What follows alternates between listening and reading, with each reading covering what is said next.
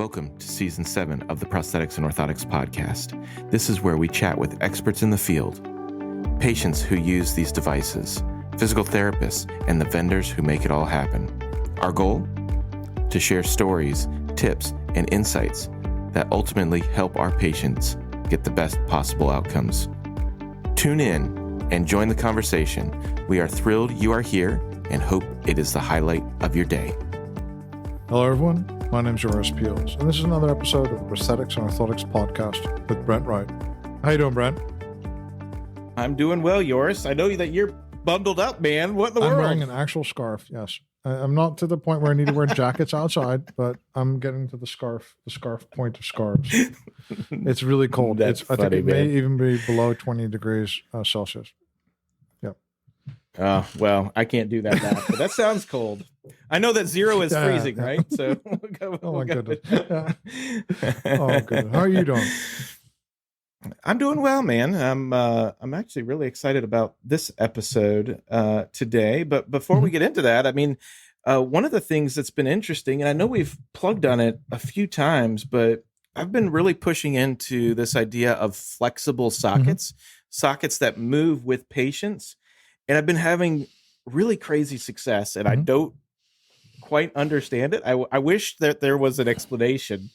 But for instance, one of the guests that came on that was Faisal, I've put him in almost a nearly full TPU socket, so very flexible. And he's saying that he feels more secure in that than he did in his solid PA12 socket. Wow. So can you explain that to me? Idea. But it could be that the vibration propagates in a more natural way, right? That the forces that come through that feel more natural. I think that may be the only thing I can see. Or it's just a localized kind of, it feels less plasticky in some kind of way because it feels more kind of like an item of clothing. Or it's just the absorption is better, so then it feels just more comfortable. But that's really cool, dude. Yeah. It's very interesting. And so I'm actually getting ready to send my first one to Katie in Latvia, who is going to be putting it on her technician who travels to the Ukraine. And so he puts a lot of miles on his socket. So I'm really excited about getting that out and getting some miles not in the U.S. and not even made in the U.S. So this idea of centralized design, decentralized production is really working. And but it's one of these things that in additive, like a lot of people talk about this all the time, but it doesn't actually end up happening all the time, nor does it often make sense. But I think with these kind of like crisis area kind of things and that kind of sharing of experience and expertise, it really does make sense. And I'm excited, for that. And I think it makes a lot of sense when we're looking to create access literally worldwide. I think additive manufacturing is the only way to go at this kind of decentralized production. Yeah, I think it's cool. And is this an FDM socket, or is it like a material extrusion socket, or is it MJF, or what is it? It's going to be a multi-jet fusion TPU and a very short PA12 socket just to kind of be the attachment point. And but it's going to be latticed as well. So there's a little bit of kind of foam cushiony feel to it, but vertically the patient will be able to load the socket almost like in a little bit of a shock absorption way. So I'm really excited about. That's good, dude. Keep us posted on that. I'm really interested in that as well. So that'd be really, really cool, man. Okay. And so who's on the show today, Mom? So Joris, man, I'm really excited to have Cosi Belloso on the show today. She is a physical therapist with a lot of experience and has really dove into how to take great care of patients of the limb difference community. And one of the neat things that I think that she does is not only getting people active, but also provides education. So not only about exercise and what you can do to help yourself, but she will also bring in prosthetists, sometimes some vendors, to share some of the new technology to really empower patients to know what is available when they go out there. She hosts a show, I believe, and she'll share on a weekly basis called Cosi Talks.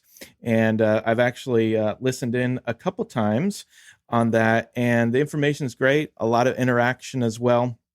And so I'm really excited to see and hear her perspective on the role physical therapy plays, and then also the experience that she brings of like, what role does the prosthetist play? And we'll just kind of dive into those weeds. So I'm really looking forward to that conversation. So that's amazing. So Cosi, welcome to the show.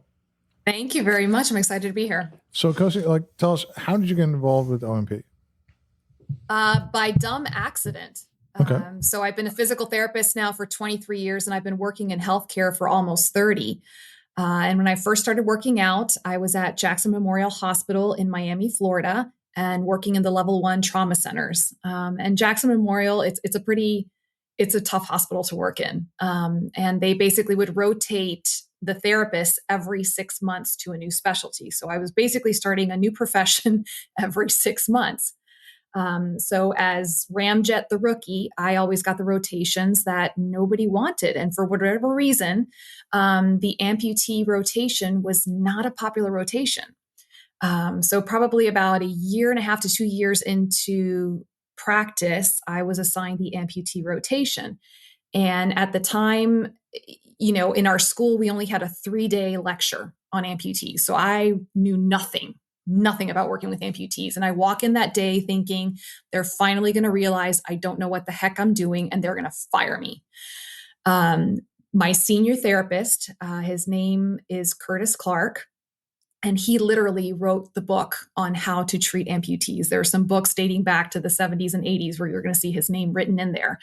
And he goes to me that day and he says, look, I know you don't remember anything from school. I'm going to sit down with you. We're going to do a full-on orientation, and I'm going to sit with you with every single patient until you feel comfortable. And he did.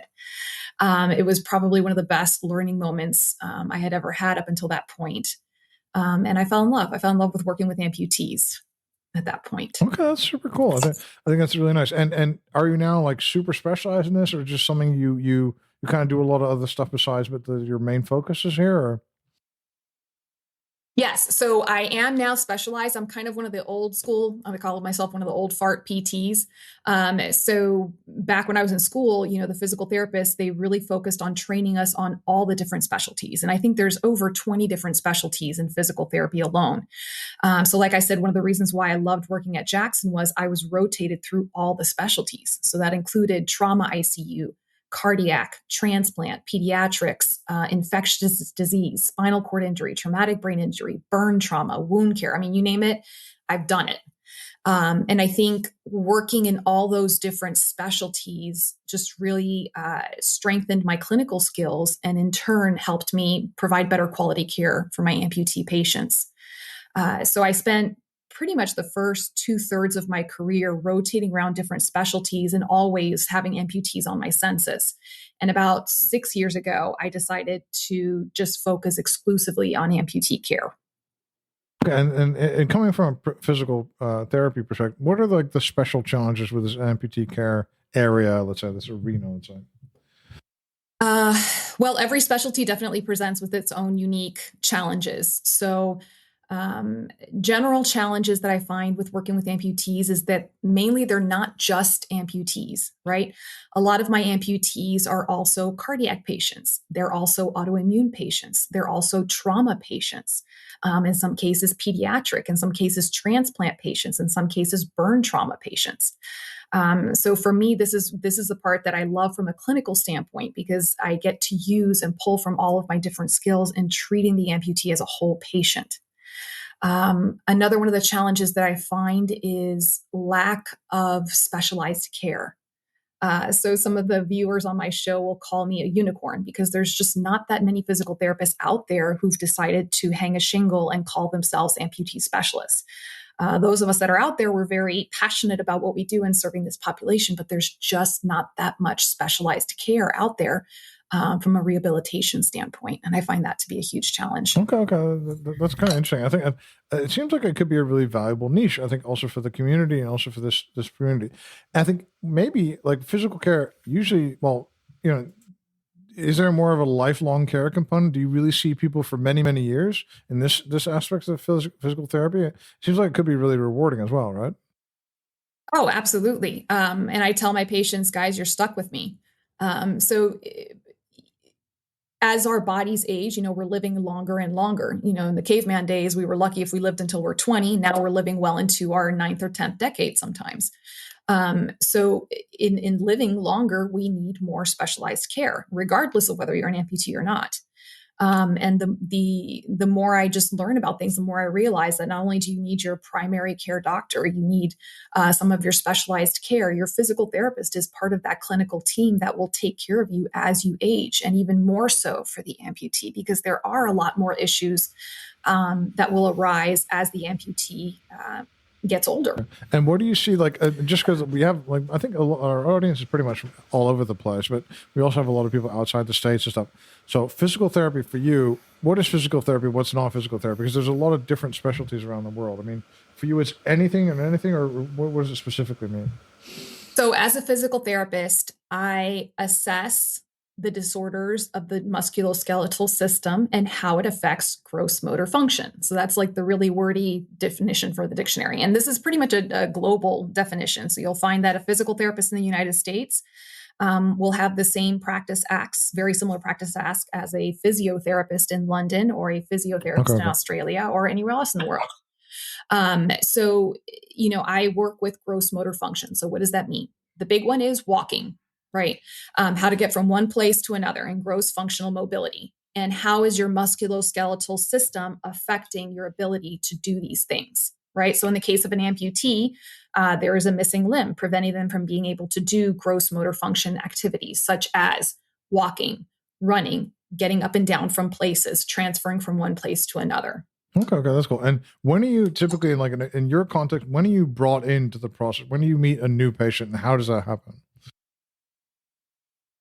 Well, when am I brought in, or when should I? That was my next question, but you could do both at the same time if you want. Right? Right? Okay. So ideally, I am brought in on day 1 or day -1. So when I worked at Jackson Memorial Hospital, we had a wonderful amputee clinic. It was actually run by Dr. Bowker, and he's a surgeon who, again, wrote the book on a lot of these surgeries and amputations. But if we knew of someone ahead of time who was going to be receiving an amputation, they would bring us in to meet the patient prior. If we were lucky, and again, this was dependent upon insurance and funding, if we were lucky, I would get to start working with the patient prior to their amputation and getting them strong and to start doing muscle strengthening and range of motion exercises and basic mobility skills. And if the pre-surgery physical therapy wasn't available, certainly from day 1. So as my patient is opening their eyes in the recovery, they see my face in there, and we start to do some very gentle work with them there and following them through basically for the rest of their lives. Okay. So that's when the physical therapist should be there from day -1. But that doesn't really happen a lot, right? Or no, it doesn't. It does not. In reality, for example, in my own clinic here, many of my patients are seeing me years after their amputation, and they had never worked with a physical therapist. I have an exercise program that I developed, and one of my amputee models, an amazing below the knee amputee young man, he never received physical therapy, and still he started working with me to do this fitness program. Okay. So it's a little shocking sometimes to see this. And the other thing is one thing I want to ask is, I'm not trying to be facetious here, right? But I know a bunch of people where it's always like the doctor says, you'll never walk again, and then they always end up walking again. Is it that doctors are really bad at predicting this, or they're kind of quietly trying to motivate these people in a kind of negative way, or what's going on there with this? You'll never walk again, and then the guy ends up walking again anyway. Yeah, I don't think the reverse psychology is going on. I think it's just a lack of information. And again, it's not a knock against doctors. I know I'm infamous for kind of throwing my colleagues under the bus sometimes just to kind of poke at them. But no, I think it's just a lack of information. Doctors right now, they're just so busy trying to keep up with medication and standards of protocol for treatment that when it comes to the nuts and bolts, pun intended, of patient care with amputees, they don't have time to have that education. And that's our job. It's our job as physical therapists and prosthetists to support the doctors and letting them know, hey, This is the services we provide. In my case, I am the gait specialist. I am the one who is the expert on analyzing and treating and teaching gait again to these amputees. So if you want to know what a person's reasonable outcome will be, refer them to me and I can talk to them about that. So I had a question so I think it really hit home or resonated with me. I mean, I've been in the field for a little while since I was a teenager. And so it just comes naturally to me that you said a lot of these patients have comorbidities or something else going on. It's not just, hey, we have lost a leg. And so we have a lot of people that are residents or even people looking at the field of prosthetics and orthotics. And I think they get a little bit surprised about the complexity. It's really not about replacing a limb or the prosthesis. It is about treating the whole body. Can you share a little bit to that, section of our audience of this is different than just playing a mechanical engineer where you're putting some stuff together and on it goes to a patient. It's much bigger than that. Oh my gosh, absolutely. And in a lot of ways, as physical therapists, we receive a lot of medical training in our curriculum.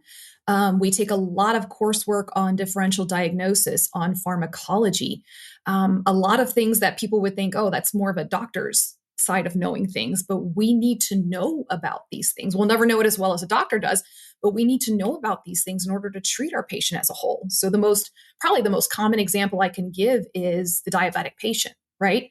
So your diabetic and vascular amputees account for, depending on the literature you look at, 80% of amputations, right?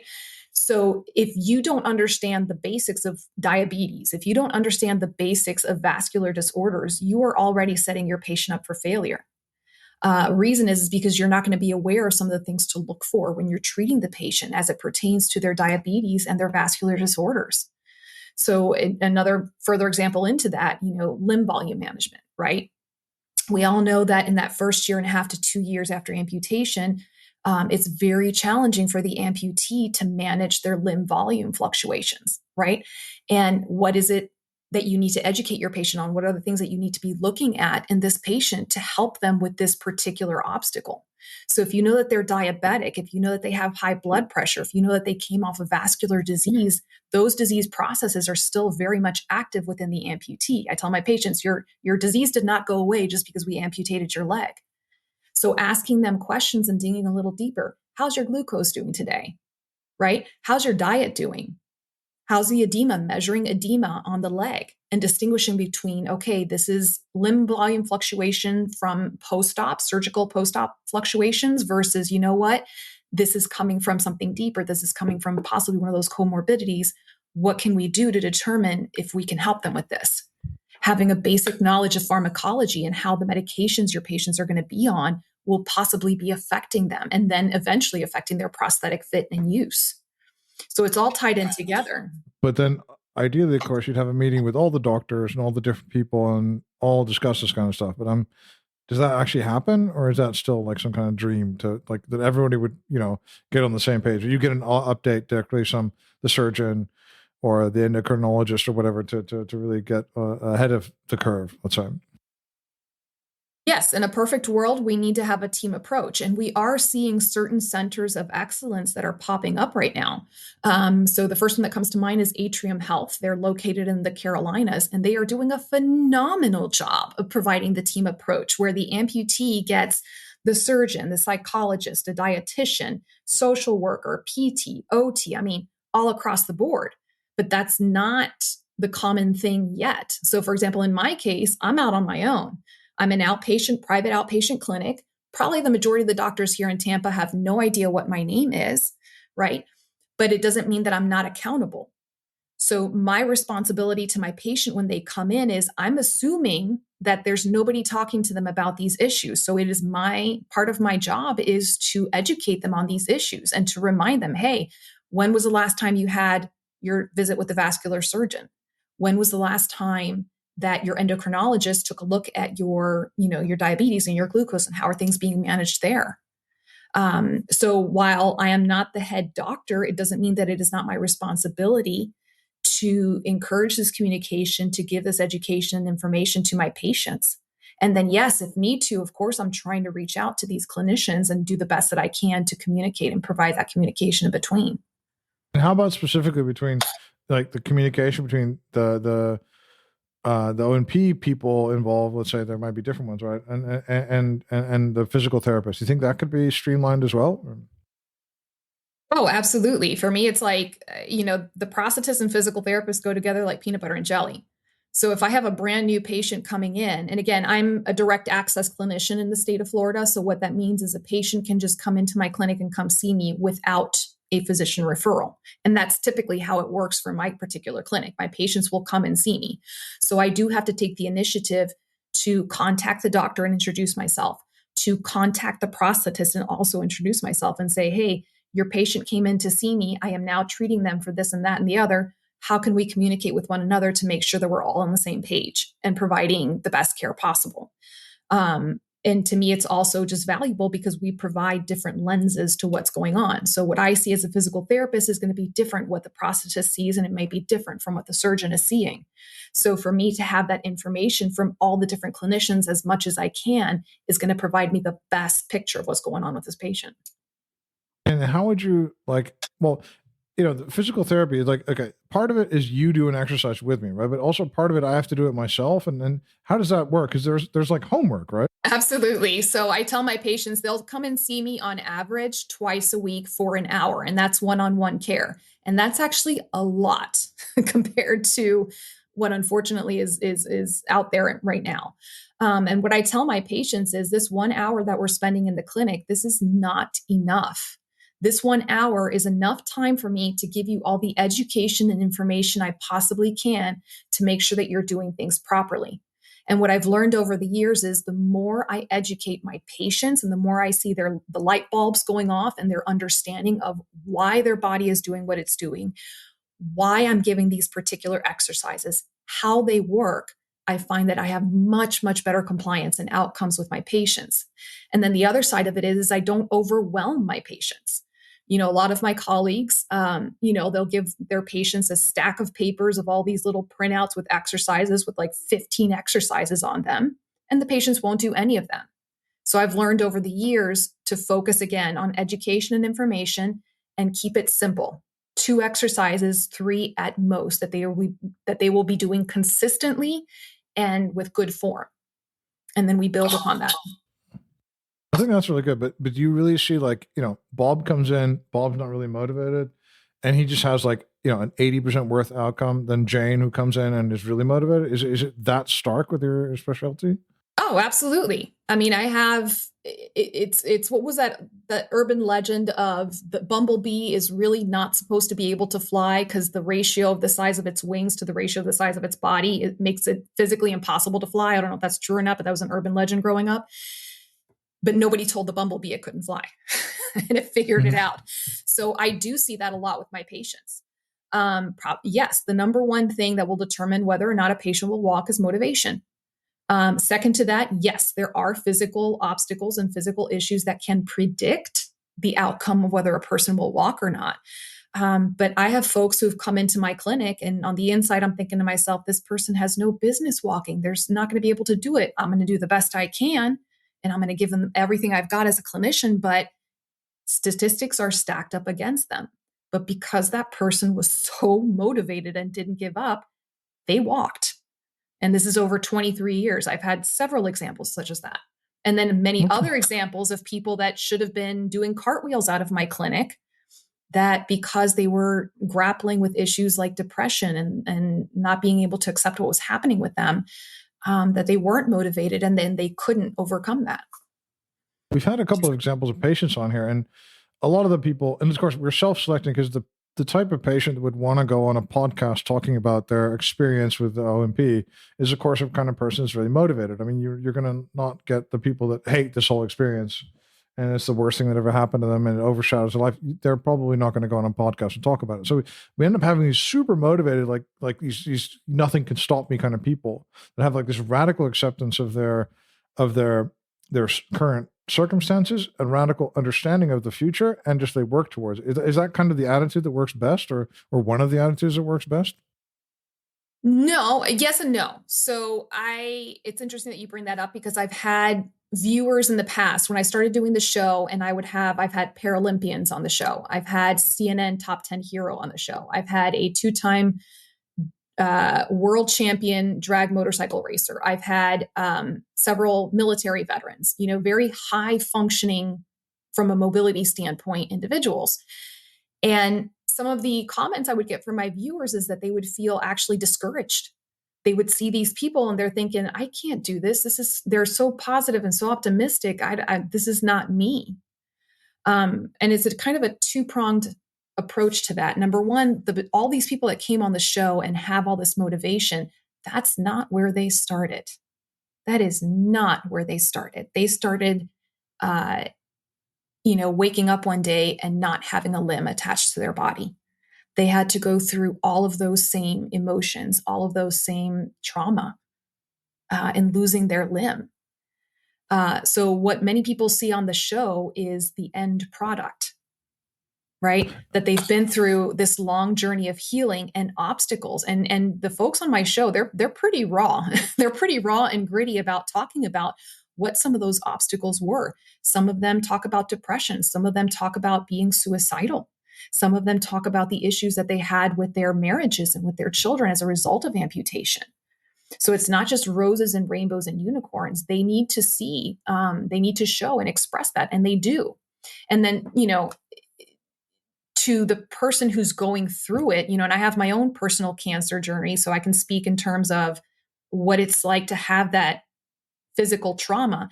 The journey to healing is a lifelong journey. It's a lifelong journey, and it's not one that can be done on your own. You need that village behind you for the support. So This is something I really encourage on the show as well. Okay, that makes a lot of sense. But what were you? Because I was really interested. My follow up question was going to be like, I'm so not like that. I see all these people. Yeah. I guess sometimes I don't feel like getting out of bed in the morning. And you know what? My life is pretty darn awesome compared to nearly anyone on the planet. And I'm a little bit maudlin sometimes. And I see all these guys like a marathon. Like no, no, I don't want to run a marathon. Is that what I have to do? No. And the thing is, like on my personal side, I'm a runner. I love to run. Okay. But I've had 4 children. I've been through cancer. I've been through chemo. I'm still on oral chemo. I have physical limitations.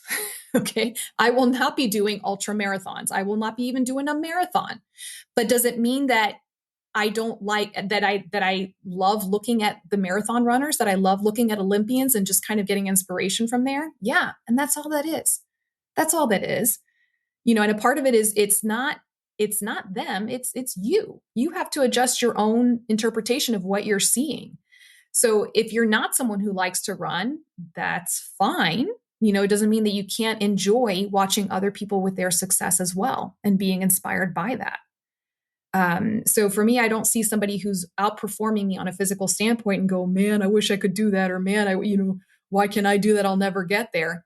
That's okay. I admire what they're doing, and it motivates me in the morning to just do a little bit more for whatever it is I'm doing that day, whether it's because I'm doing a run or I'm just trying to get through my laundry for my 4 kids.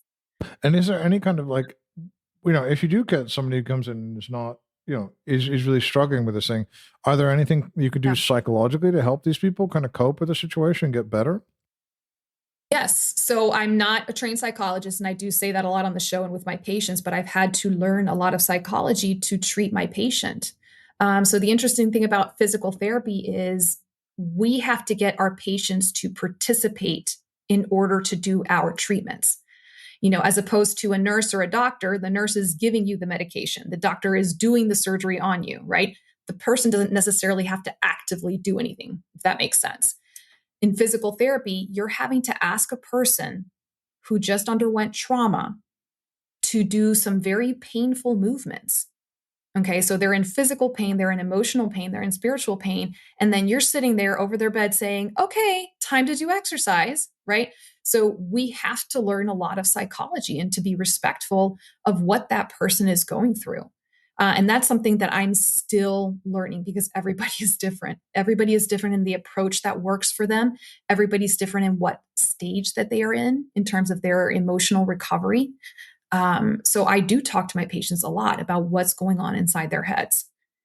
I do. And I realize that if I can somehow address that, and a lot of it is anxiety, a lot of it is fear of the unknown, okay, not knowing what's going on with their body, not knowing what their future holds. So if I can empower them with information and education, then I can start to help address the psychological and the spiritual needs of my patients. When I worked in home health care, one of the first things I would ask my patients is, where do you like to go to church on Sunday? Where I live, in the area where I live, it's very, very, a lot of Southern Baptist community here and Catholic community. So I'll ask my patients, is this something you would like to be able to do? And most of them would say, yes, I want to be able to go back to church on Sunday and be a part of my community again and get that spiritual growth again. So there are those ways. And then obviously making referrals. So I'm always encouraging people, if they need to get counseling, right? Whether it's from a psychologist, whether it's from a psychiatrist, whether it's from an amputee certified peer visitor from the Amputee Coalition, whether it's from a support group. So looking out for the psychological and emotional well-being of my patient, yes, that is definitely something within the scope of my practice. Okay, cool. Because I think that is the issue that is the toughest. It's painful. Yeah. You're already not feeling great about yourself. You're sitting home alone. You have to do these 20 reps of some like painful thing. Are there things like you're saying everybody's different, but are there really like strategies that work for many people or for certain groups of people? Just go and do it, start small. What are kind of things that kind of would tend to work, let's say? More from, and this is probably a coping strategy I learned when I was working in spinal cord injury and probably my third year of practice at Jackson Memorial. So spinal cord injury, I mean, that's probably one of the more brutal injuries, along with amputation and cancer, and burn trauma that can happen to the human body. So we would get in Miami a lot of young men who would have motorcycle accidents, and they're walking one day and then the next day they're being told they will never walk again, right? So we would only have a few days to get these patients ready to go to inpatient rehab. And if they were not ready on time, they would get sent to a nursing home, right? That was just that's healthcare system, like it or not. So as therapists, we were always under the gun. We've got to get these patients up and ready. We've got to get them moving. And these poor guys and men, women, they'd just been scraped off the road a couple of days prior, learning that they never were going to walk again, right? So how do you get to the patient and get them to understand that we need to start working while they're coping with this? So one of my senior therapists, there was one guy who was just refusing treatment. And we went in to talk to him, and the senior therapist just said to him, look, man, your situation stinks right now. It really stinks, but this is what we have to get done. So this is what we're going to do for you. That first hour of the morning, we're going to let you be in here on your own. Because that was one of the complaints of the patient is, I'm never alone. Everybody's always in here poking and prodding at me. He goes, you're going to have an hour to yourself where no one's going to be in here to bother you. And you can cry and scream and shout and throw things if you want, but that hour is just for you. And at the end of that hour, we're going to come in and we're going to do your work and get you going. And it worked. It was a very simple coping strategy, but it worked because it kind of gave him a time to focus on his grief, to focus on his fears, to focus on his depression, and to be human, right? And it gave him that focused time. And then it also gave him a time to say, okay, now I have to get to work. And I've used that particular strategy with several of my patients and teaching them that strategy and saying, look, you need to have that release. You need to have that outlet for your grief and your mourning and your anger and your fear. But you also have to get through the rest of your day, especially if you're a mom, especially if you're working, all of these things that you have to handle in your day. So that's, I know it's very wordy, but it was one particular coping strategy that I have found to be very effective for many of my patients. I can imagine. I think it's also just like, it's this realization that it is actually happening. It is actually happening to you. And also like, you can imagine yourself being there like, okay, I guess I have to do this now, Just Yeah. acceptance, the radical And acceptance. it's accepting. It's in the military, they have the saying of embrace the suck. Right. So it's like, yes, this is an absolutely lousy situation. This is not a normal situation for you to be in. And you are reacting in a very normal manner.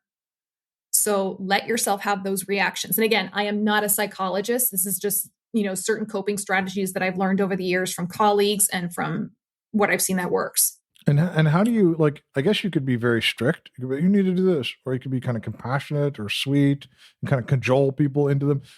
How do you know which, because I guess you were different with different people at a different time, right? So how do you kind of decide when to be strict with someone and when to be like, when to let it slide that he's not doing the exercises, and when to be like, you need to do this, and be more of like coach, let's say? Well, that's 30 years experience in the healthcare field and studying humans. That's just something that comes with experience. And that's something that I look back on my first years as a therapist and I smack my hand against my forehead going, oh my gosh, what was I thinking trying to make this patient do this at this time? And that is just a life skill that has to be learned with experience and observation. So if I have a student or if I have a newer physical therapist, I tell them the same thing that was told to me many years ago. Look at every patient and learn everything you can about that patient. Look at their demographics, their gender, their belief system, and not in a judgmental way, meaning you're just learning everything you can about the patient. And then you look to see, how are they reacting to this? How are they reacting to that? What was successful? What was not successful? You do this for every single patient, and pretty soon you're going to start to see certain similarities between certain patients, right? You'll start to see some of the more basic observations. Like if this person comes from this country of origin and they have this set of belief systems, chances are they might want to react a little bit more to this kind of approach. Okay. Or somebody who was born in this decade versus somebody who was born in that decade, right? There's different approaches there. And you just learn to just observe human behavior. And to me, it's one of the more fascinating things about what I do is just getting to know patients and getting to see, okay, what's going to work for you? How is it that I can help you? And how can I adjust my approach to help you the best? This is really interesting. Okay, I was with you the first part of your thing, completely logical, totally understood it, expected it even. Everyone's different, right? We know that, right? Right. But the whole thing of like you kind of segmenting your patient group and saying, this guy is this religion or this person is this kind of ethnic background. And it's not, and I know people are going to be like, oh my gosh, she's typecasting. No, guys, it's just a matter of saying, so for example, I'm Cuban. I come from my parents are Cuban immigrants, right? And when I work with someone, for example, who was my grandmother's age, right? If I walked into the Miami hospital room and I would see a woman who was in her 80s with a total hip replacement, and she tells me she is an immigrant from Cuba, right? Chances are she's a very hardworking woman. And I know that she is someone who is used to being independent because she had to come over from Cuba and start her life all over again as an immigrant. Why? Because I'm Cuban. So I understand that background. I've seen it in my own family. I saw it in many of my families. So this is a woman that is going to be very fiercely independent and will want to get up and get moving and get going, right? Versus some other folks that perhaps did not come from that kind of a background where they had to start all over again, start their lives all over again. And they may not be necessarily that aggressive with their independence. And I have to perhaps take it a little slower with them. Okay. Now, these are all things going on in my head. It's not something that I'm telling the person. And these are things that I'm going, you know what? I think this might be what the approach this person needs, but let me just see. I may be right. I may be wrong. And I adjust from there. I think this is wonderful. I just never thought of it this way. Like, and I understand, you're not trying to like typecast or whatever people or something in a particular way. Right. And it's just a stepping off point, really. But I think it's really, really interesting looking at it this way and saying, okay, where's this person from? Maybe I needed a completely different approach. I think it's really, really wonderful way to be so sensitive to their background and where they come from. And it could be that I'm completely wrong, and I've been wrong many occasions. And again, this is not something that I charge in there and saying, well, you're from this background, therefore I'm going to treat you this way. No, it's just saying, okay, I think this is what I'm walking into. Let me just approach with caution and approach with certain things that I think might work for this particular patient. And if not, change my game, move on. So, in other households, for example, when I worked home health for many years, I'm going into someone's home, I'm going into someone's personal environment, right? There were certain cultures that I know of that they don't want people wearing shoes inside their home. So I would know that if I had a particular patient and then in their patient record, it showed that they were from this particular culture, that I would just remove my shoes before I came, or I would ask them, would you like for me to remove my shoes before I come into your home? Do you prefer that I see you in your living room versus your bedroom? So it's being sensitive to some of these differences and a lot, accordingly. And then the other side of it is, if you don't have an awareness, right, for some of these differences in your patients, you're going to piss off a lot of people. If you walk into every room with the Pollyanna, hi, I'm your physical therapist. Oh my gosh, let's get started. If you treat everyone the same way like that, it's going to blow up in your face. And I would like to talk a little bit about the professional side of things. We've talked a lot about the patient and some of the mental stuff that goes on with that. I mean, with how deep you're going with patients, you're invested with patients. You have a lifelong a relationship with a patient, and it is emotionally taxing, even if that's your thing, right?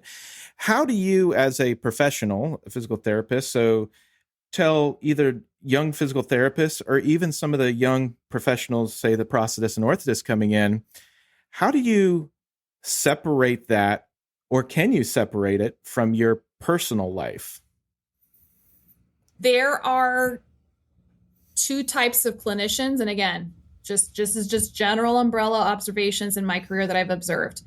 There are clinicians who bring their work home emotionally, right? That they are thinking about that patient that is dying, and they're thinking about that patient all night long, and they're really, concerned about their patient.